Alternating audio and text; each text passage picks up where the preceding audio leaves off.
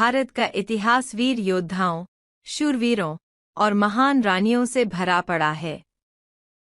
ऐसी ही एक वीरांगना थी रानी दुर्गावती, जिन्होंने अपने राज्य और प्रजा की रक्षा के लिए मुगलों के खिलाफ अपनी अंतिम सांस तक युद्ध किया। उनकी वीरता, बुद्धिमानी और दृढ़ निश्चय के कारण आज भी उनके बलिदान को याद किया जाता है। यह कहानी न केवल उनकी बहादुरी की गाथा है, बल्कि हर उस व्यक्ति के लिए प्रेरणा है जो किसी भी परिस्थिति में अन्याय के सामने झुकना नहीं चाहता। रानी दुर्गावती का जन्म 5 अक्टूबर 1524 को उत्तर भारत के कालिंजर किले में हुआ था।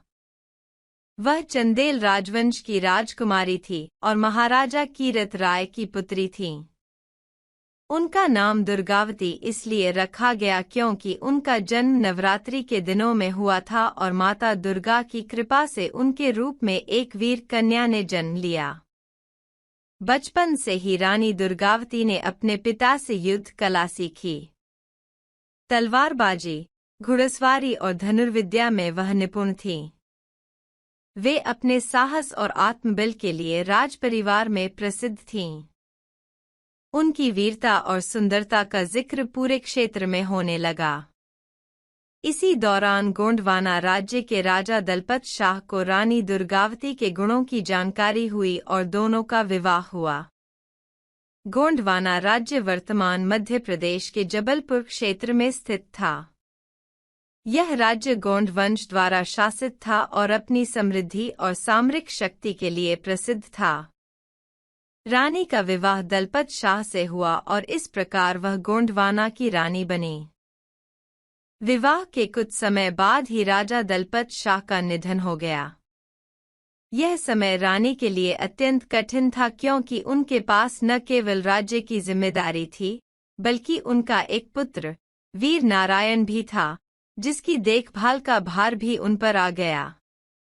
रानी ने उस कठिन परिस्थिति में भी धैर्य नहीं खोया और अपने पुत्र वीर नारायण को राजा घोषित कर स्वयं संरक्षिका के रूप में गोंडवाना का शासन संभाला। राज्य का प्रशासन, सेना का संचालन और प्रजा की सुरक्षा, इन सभी जिम्मेदारियों को उन्होंने बखूबी निभाया। रानी दुर्गावती के शासन में गोंडवाना ने आर्थिक, सामाजिक और सांस्कृतिक क्षेत्रों में काफी उन्नति की। कृषि का विकास हुआ, व्यापार बढ़ा और उनके द्वारा प्रजा के लिए अनेक कल्याणकारी कार्य किए गए। रानी ने अपनी प्रजा के हृदय में एक विशेष स्थान बना लिया, जिससे उनकी लोकप्रियता दिन प्रतिदिन बढ़ती चली गई। इसी समय भारत में मुगल साम्राज्य का विस्तार तेजी से हो रहा था। अकबर अपनी सेनाओं के बल पर कई राजपूत राजाओं और हिंदू राजाओं को अपने अधीन कर चुका था और उसकी दृष्टि गोंडवाना जैसे समृद्ध राज्य पर भी थी। अकबर को सूचना मिली कि गोंडवाना राज्य धनधान्य से परिपूर्ण और सामरिक दृष्टि से महत्वपूर्ण है। अतः उसने अपने सेनापति आसफ खां को गोंडवाना पर आक्रमण करने का आदेश दिया। आसफ खां ने रानी दुर्गावती को एक संदेश भेजा जिसमें उन्होंने राज्य को समर्पण करने का आग्रह किया। रानी दुर्गावती ने यह प्रस्ताव ठुकरा दिया और दृढ़ निश्चय किया कि वह किसी भी हालत में अपनी भूमि को पराजित नहीं होने देंगी। उन्होंने कहा, एक नारी के रूप में मैं कमजोर नहीं हूँ। मैं अपने राज्य की रक्षक हूँ और अंतिम सांस तक अपनी मातृभूमि की रक्षा करूंगी। आसफ खां के हमले का सामना करने के लिए रानी दुर्गावती ने अपनी सेना को तैयार किया। उनकी सेना में कुछ गोंड योद्धा और अन्य सहयोगी सेनाएं थीं। हालांकि संख्या में उनकी सेना मुगल सेना से बहुत छोटी थी, लेकिन रानी का हौसला और उनके नेतृत्व कौशल ने सेना में जोश भर दिया। उन्होंने सभी सैनिकों को उत्साहित किया और कहा, हमारी संख्या चाहे कम हो, लेकिन हमारा साहस और हमारी मातृभूमि के प्रति प्रेम हमें विजयी बनाएगा। रानी ने अपनी सुरक्षा के लिए मंडला के पास नारायणगढ़ किले को चुना और वहीं से मुगल सेना का सामना करने की योजना बनाई। उन्होंने अपने घोड़े सरमन को तैयार किया और अपने पुत्र वीर नारायण को युद्ध के समय साथ रखा ताकि वह भी इस वीरता की मिसाल को अपनी आंखों से देख सके। 24 जून 1564 का वह दिन था जब मुगल सेना और रानी दुर्गावती की सेना का सामना हुआ। युद्ध भूमि में मुगल सेनाओं की विशालता देखते ही बनती थी, परंतु रानी दुर्गावती के अद्वितीय रणकौशल और साहस ने मुगल सेनाओं को चौंका दिया। रानी ने अपने हाथ में तीर कमान उठाए और अपने धनुष की ताकत से दुश्मनों को धराशायी किया। उन्होंने एक के बाद एक मुगल सैनिकों को पराजित किया और उनके साहस ने उनके सैनिकों के मन में भी जोश और उत्साह का संचार कर दिया।